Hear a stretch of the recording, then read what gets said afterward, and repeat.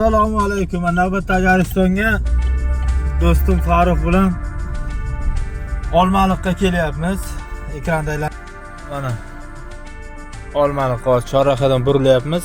Pashti yetib keldik. Maksim Gorkidan 70 km yo'l bosib keldik.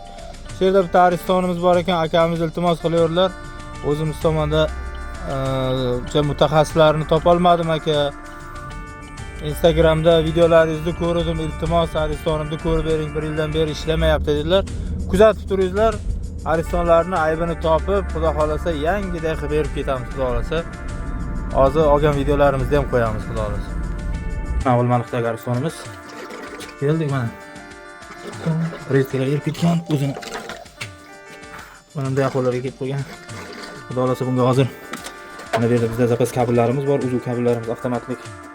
Ularni qo'yib, ochib akkuratni qilib suvni bo'shatib olyapmiz. Akkuratni qilib xudo xolasa yangiday qilib berib ketamiz, xudo xolasa.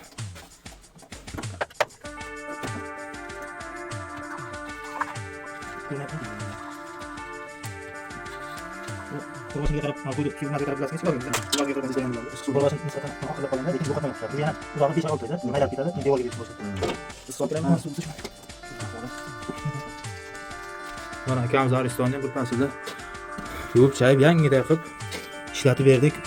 Hozir mana bu kabellarda o'zlarida zamkani bo'lgani uchun, hozir bunaqa rezetka topilmagani uchun ertaga qo'ydirib olaman dedilar.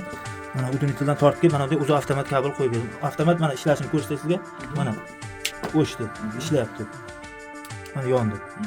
Mana o'chdi. Bir narsa tiq etib o'zi tashlaydi zamkani. Yoqib qo'ydim hozir.